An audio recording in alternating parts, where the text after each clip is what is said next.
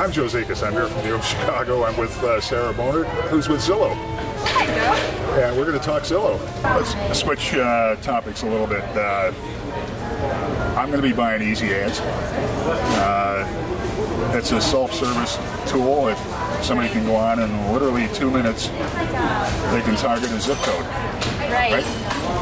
And they can, right now there's so little usage that any agent can almost own a zip code. Yeah, there's definitely a good opportunity in Chicago right now for agents to go out there and buy EZ Ads. Just to reiterate what you just said, our EZ Ad is our self-service advertising tool we launched in November of last year? No, we launched in February, I believe. Pretty recent. Recently. And like you said, they can go out and pick zip codes, and you only pay every time your particular ad shows up. So you're only paying 1 penny every time somebody sees your ad. So let's say you were having an open house this weekend.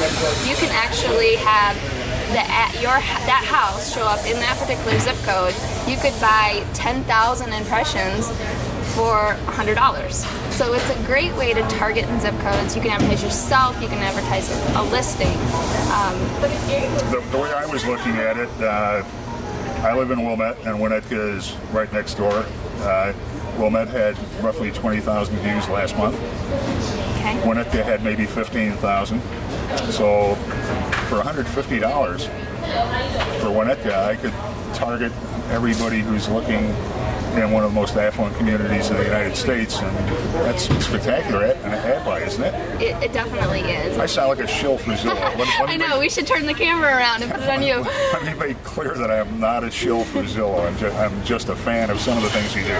So yeah, so EZ Ads is definitely something agents should be taking opportunity. And like you said, there's not a lot of people doing it today, so there's definitely opportunity to stand out. One of the things that I noticed, the agents that I did see doing EZ Ads, they didn't have very good messages on there. They said, see my website, or things like, what would you recommend? How should they use it most effectively?